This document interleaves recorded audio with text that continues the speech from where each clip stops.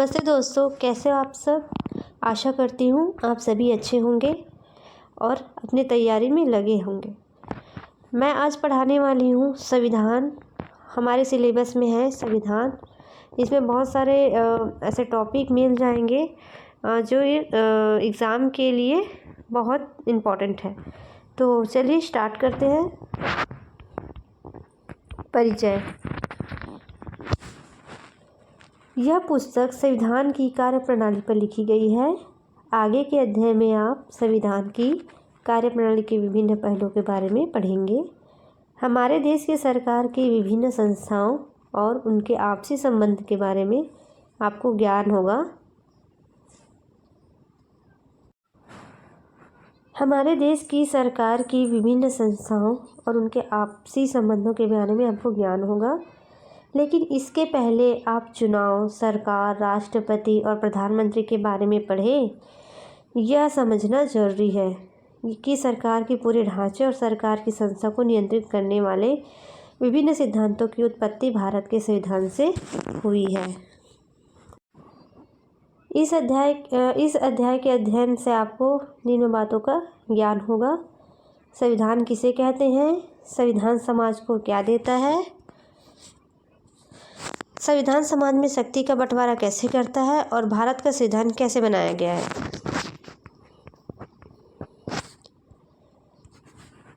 हमें संविधान की क्या आवश्यकता है, संविधान क्या है, इसके कार्य क्या है, समाज के लिए इसकी क्या भूमिका है, हमारे दैनिक जीवन में संविधान का क्या संबंध है। इन प्रश्नों के उत्तर उतने कठिन नहीं है जितना आप सोचते हैं। संविधान तालमेल बढ़ाता है और भरोसा दिलाता है। कल्पना करें कि आप एक बड़े समूह के सदस्य हैं। सोचिए आप किसी एक बड़े समूह में हैं, आप उनके सदस्य हैं। यह भी कल्पना करें कि उस समूह की कुछ विशेषताएं भी हैं। मसलन उस समूह के सदस्य एक दूसरे से अनेक तरह से भिन्न भी हैं। अलग अलग लोग हैं हर चीज़ में, पहनावा से लेके जाति प्रथा धर्म से। उनकी अलग अलग धार्मिक निष्ठाएं हैं। उनमें कुछ हिंदू हैं तो कुछ मुसलमान हैं तो कुछ ईसाई हैं और कुछ ऐसे भी हैं जो किसी धर्म को नहीं मानते। वे और आधारों पर भी भिन्न हैं। वे अलग अलग व्यवसाय करते हैं, उनकी विभिन्न योग्यताएं हैं, अलग अलग शौक़ है और सिनेमा से लेकर किताबों तक उनकी पसंद अलग अलग है। उनमें से कुछ धनी है तो कुछ गरीब है, कुछ लोग बूढ़े हैं तो कोई जवान है। कल्पना करें कि ऐसे समूह के सदस्य में जीवन की विभिन्न पहलुओं को लेकर विवाद है, जैसे किसी व्यक्ति को कितनी संपत्ति रखने की इजाज़त होनी चाहिए। आगे देखते हैं। क्या सभी बच्चे को स्कूल भेजना अनिवार्य है या माता पिता को उसका निर्णय लेना चाहिए।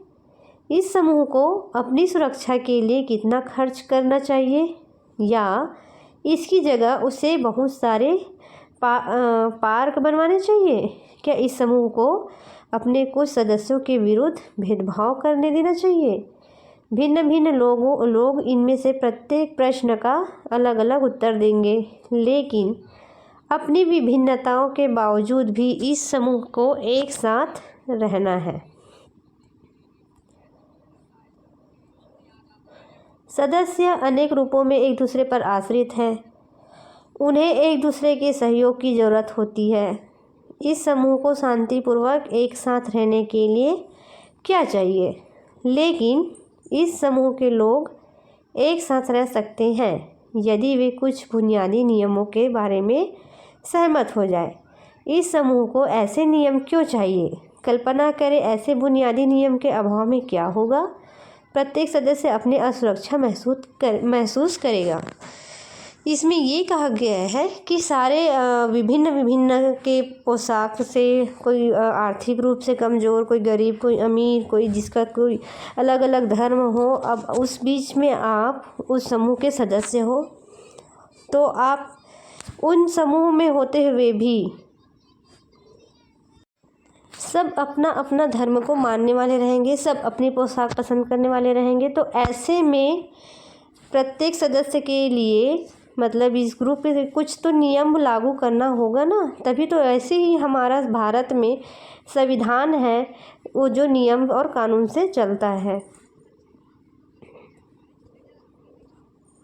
यहाँ पे देखिए, उसे यह मालूम नहीं होगा कि समूह के सदस्य एक दूसरे के साथ कैसा बर्ताव करेंगे और किसका किस चीज़ पर अधिकार है। किसी भी समूह को सार्वजनिक रूप से मान्यता प्राप्त कुछ बुनियादी नियम की आवश्यकता होती है। मैंने आपको पहले बताया है कि संविधान में नियम रहते हैं और हम अगर समूह है के सदस्य हैं तो हमारा भी नियम होगा जिसे समूह के सभी सदस्य जानते हो, और इस नियम को उस समूह के सारे सदस्य जानते हैं कि ऐसा करने से ये सज़ा है, तो ये नियम है ऐसा, ताकि आपस में एक न्यूनतम समन्वय बना रहे। आपस में क्या बना रहे? समन्वय। लेकिन ये नियम केवल पता ही नहीं होना चाहिए, वरना उसे लागू भी किया जाना चाहिए। नियम तो बना दिया, अगर उस नियम का लागू नहीं करोगे तो नियम की वैल्यू नहीं होगी। इसलिए कह रहे हैं केवल उनका नियम बनाना ही नियम नहीं होता है, उनको लागू किया जाना चाहिए, उस नियम को फॉलो करना चाहिए। यदि नागरिकों को यह विश्वास न हो कि दूसरे नागरिक भी उन नियमों का पालन करेंगे तो उनके पास भी उन नियमों को पालन करने का कोई आधार नहीं होगा। लेकिन जब यह कहा जाता है कि उन नियमों को न्यायालय में लागू किया जाएगा, तो इससे सभी को विश्वास हो जाता है कि और लोग भी इन नियमों का पालन करेंगे। अब ऐसे समूह में है तो समूह में ऐसे सोचेंगे कि हम क्या होता है नियम पालन, लेकिन न्यायालय में अगर लागू हो गया तो न्यायालय बहुत बड़ा होता है ना, न्यायालय सबसे बड़ा, न्यायालय में जो फैसला हो जाता है उसी को मानना पड़ता है। तो इसमें ये विश्वास हो जाता है कि लोग इस नियम का पालन करेंगे, ऐसा क्योंकि ऐसा ना करने पर उन्हें दंड दिया जाएगा, मैंने अभी कहा है। चलिए आगे देखते हैं। संविधान का पहला काम यह है कि वह बुनियादी नियमों का एक ऐसा समूह उपलब्ध कराए जिससे समाज के सदस्यों में एक न्यूनतम समन्वय और विश्वास बना रहे। ये याद रख लीजिएगा, मेन पॉइंट है। ठीक, आगे देखते हैं। ये पढ़ते हैं निर्णय निर्माण शक्ति की विशिष्टताएं। संविधान कुछ ऐसे बुनियादी सिद्धांतों का समूह है जिसके आधार पर राज्य का निर्माण और शासन होता है। लेकिन ये बुनियादी नियम क्या हो और ऐसी कौन सी बात है जो उन्हें बुनियादी बना देती है? पर हाँ, सबसे पहले आपको यह तय करना पड़ेगा कि जिन नियमों के आधार पर समाज का शासन होता है उन्हें बनाया कौन। आपको क नियम बनाने की इच्छा है, लेकिन दूसरे लोग ख नियम बनाना चाहते हैं। सब अब कौन बनाएगा भाई इसमें नियम? कोई दूसरा खड़ा होगा तो हम ये नियम बनाएंगे, कोई और आएगा तो हम ये नियम बनाएंगे। तो उसके लिए भी कोई चुनाव होता होगा ना, चुनना पड़ता होगा ना कोई एक ख़ास इंसान को। फिर ये कैसे तय किया जाए कि इसकी इच्छा वाले नियम को हम शासन हो। जिन नियमों के अंतर्गत आप सभी को रखना चाहते हैं वो आपको सर्वश्रेष्ठ लगे, मतलब ऐसा नियम बनाओ जो सभी लोग को अच्छा लगे, सभी के ऊपर लागू हो।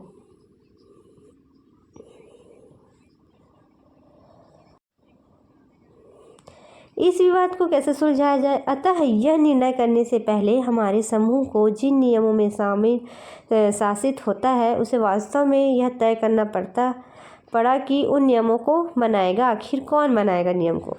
संविधान ही इस प्रश्न का भी उत्तर देता है। वह समाज में शक्ति के मूल वितरण को स्पष्ट करता है। संविधान यह तय करता है कि कानून कौन बनाएगा।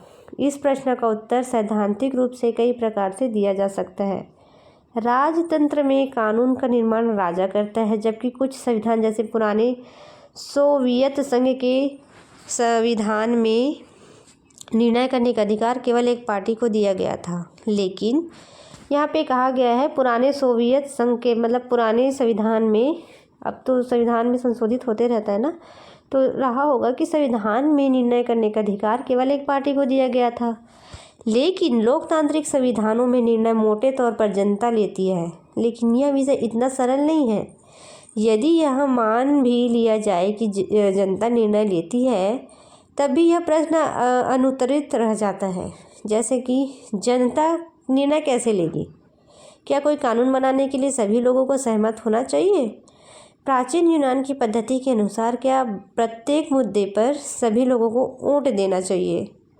यह लोगों ने अपने निर्वाचित प्रतिनिधियों के द्वारा अपनी राय को व्यक्त करना चाहिए। लेकिन लोगों को अपने प्रतिनिधियों के माध्यम से काम करना हो तो फिर उन प्रतिनिधियों का चयन कैसे हो और कुल कितने प्रतिनिधि हो, यह सब निर्णय संविधान करता है। तो आइए देखते हैं। उदाहरण के लिए भारतीय संविधान में यह स्पष्ट किया गया है कि अधिकतर कानून संसद बनाएगी। क्या करेगी?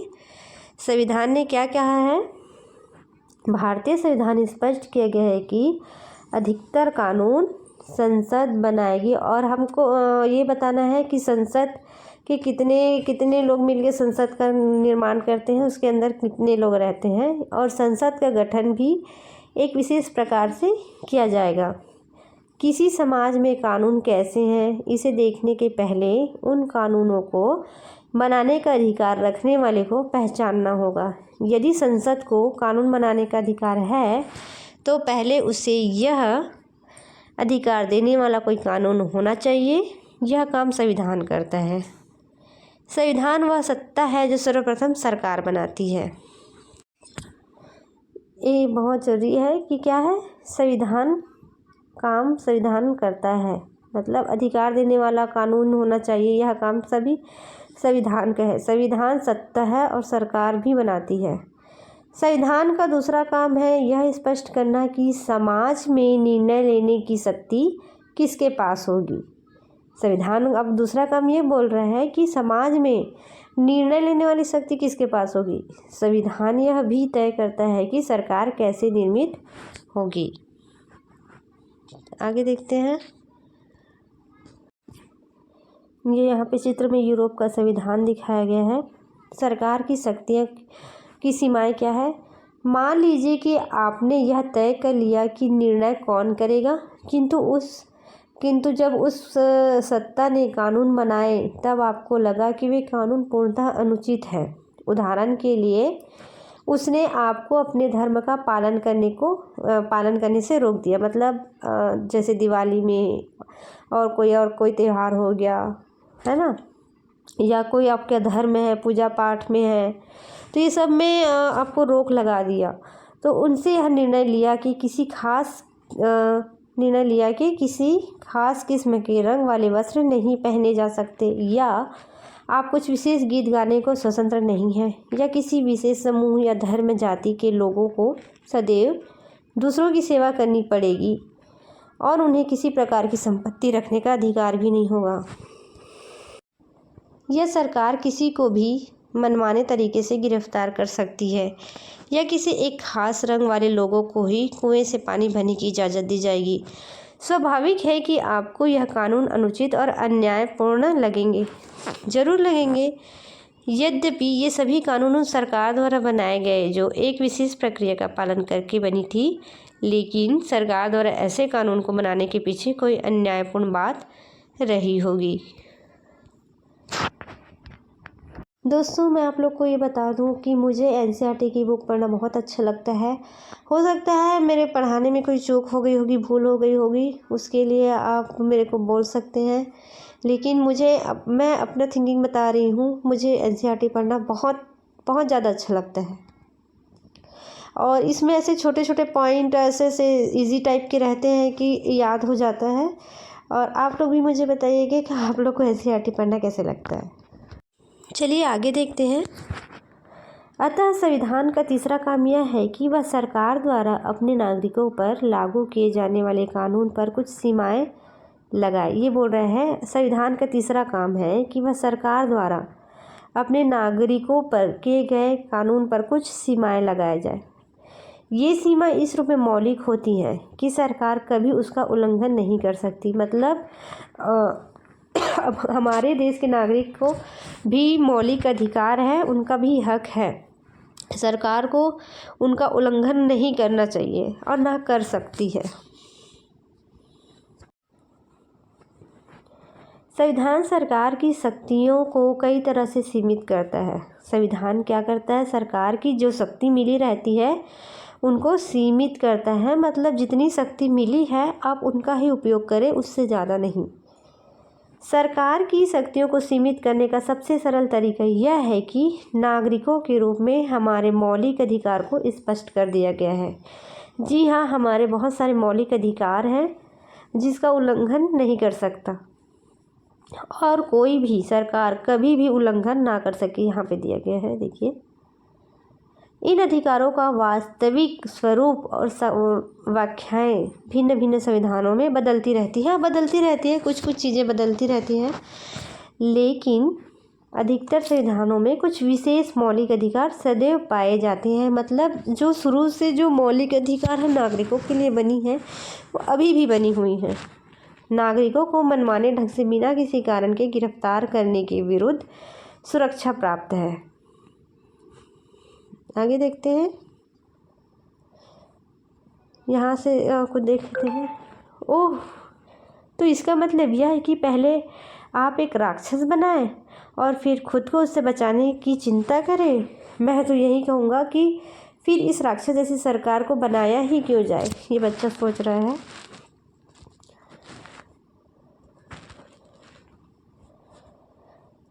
कहाँ पे आए थे? तो विशेष मौलिक अधिकार सदैव पाए जाते हैं। नागरिक को मनमाने ढंग से बिना किसी कारण के गिरफ्तार करने के विरुद्ध सुरक्षा प्राप्त है। यह सरकार की शक्तियों के ऊपर एक मूलभूत सीमा है। नागरिकों को सामान्यतः कुछ मौलिक स्वतंत्रताओं का अधिकार है। नागरिकों को सामान्यतः मौलिक स्वतंत्रता का अधिकार है, जैसे भाषण की स्वतंत्रता, और यहाँ पे हो गया अंतरात्मा की आवाज़ पर काम करने की स्वतंत्रता, संगठन बनाने की स्वतंत्रता। व्यवहार में इन अधिकारों की राष्ट्रीय आपातकाल में सीमित किया जा सकता है और संविधान उन परिस्थितियों का उल्लेख भी करता है जिनमें इन अधिकारों को वापस लिया जा सकता है। मतलब संविधान उन परिस्थितियों में उल्लेख भी करता है और जिनमें से इन अधिकारों को वापस भी लिया जा सकता है। समाज की आकांक्षाएं और लक्ष्य। अधिकतर पुराने संविधान द्वारा केवल निर्णय लेने की शक्ति का वितरण और सरकार की शक्ति पर प्रतिबंध लगाने का काम किया गया था। दोस्तों, मैं ये वाला पार्ट मैं दूसरे वीडियो में पढ़ाऊँगी, समाज की आकांक्षाएं और लक्ष्य। अभी मैं ये वीडियो यहीं पे समाप्त करती हूँ क्योंकि मैं अभी नाइट में बना रही हूँ ये वीडियो और काफ़ी रात हो चुकी है। तो मैं ये कल बनाऊँगी नेक्स्ट टाइम में। तब तक लिए आप सभी को शुभ रात्रि।